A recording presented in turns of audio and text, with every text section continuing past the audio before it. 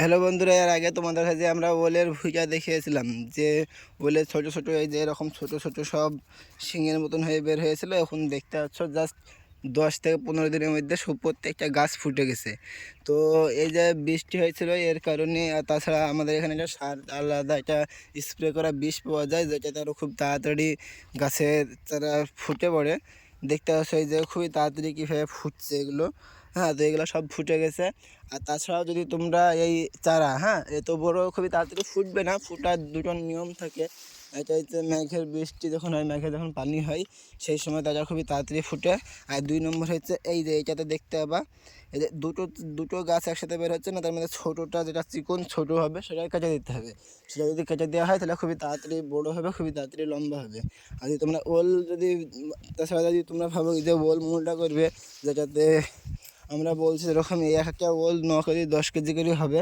তাছাড়া ওল যদি তোমরা মোটা করতে চাও, এই যে তোমাদের দেখো এক একটা গাছের গোড়ায় দুটো করে ডাল বের হয়েছে। হ্যাঁ, এই যে এখানে এরকম দুটো গাছ আছে, এই যে এরকম এইখানে দেখুন দুটো গাছ আছে।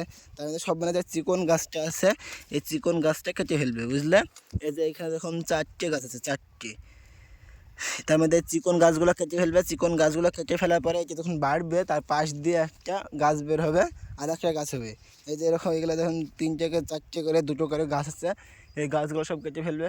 এই গাছগুলো কেটে ফেলে দেবে না, বুঝলে? এই গাছগুলো থেকে একটা খুব সুস্বাদু পরিমাণে একটা ভালো তরকারি তৈরি করা হয়, যেটা তোমরা ওলের গাছের ডান্ডার তরকারি হয়। যখন এই ওলের ডান্ডা যদি তোমরা বিক্রি করো, ওলের ডান্ডাও 70 থেকে 80 টাকা কেজি বিক্রি হয়।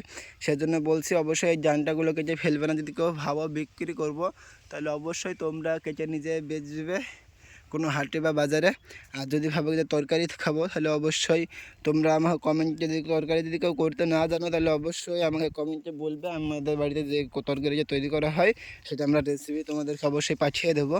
হ্যাঁ, বা ভিডিও করে পাঠিয়ে দেবো যে কীভাবে এই তরকারিটা করবে। তাছাড়া দেখতে আসো কত সুন্দর আমাদের এই ফুলের ভুঁইটা, ফুল প্রত্যেকটা গাছ ফুটে গেছে।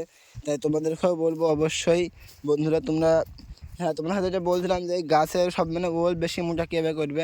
এই যে ওল গাছগুলো আছে, মোটা মোটা ওল গাছগুলো আছে, এর পাশ দিয়ে এই ছোটো গাছের পাশ দিয়ে, হ্যাঁ, আবার একটা করে ওলে গাছ বেরাবে, সেই গাছটাকে রেখে দেবে। সেই গাছটা যখন বড়ো হবে দেখবি এই গাছগুলো থেকে অনেক মোটা মোটা গাছ বেরোবে। হ্যাঁ, সেই গাছগুলোকে রেখে দেবে, বড়ো গাছগুলোকে কেটে ফেলবে। যখন দেখবে ওই গাছটা খুব মোটা হচ্ছে, তার পাশ দিয়ে দেখবে আবার আর একটা গাছ বেরোচ্ছে, সেই গাছটা কেটে ফেলবে। যে মিডিলে যে গাছটা থাকবে সেই গাছটাকে থুয়ে দেবে গাইজ। তাহলে অবশ্যই তোমাদের ওল খুবই মোটা হবে। আর তাছাড়াও তোমাদেরকে এই দেখো আমাদের সে তিলের ভুঁইটা দেখতে পাচ্ছ, যে তিলের ভুঁইটা অবশ্যই প্রত্যেকটা ফুল চলে এসেছে, গাছে গাছে ফুল চলে এসেছে।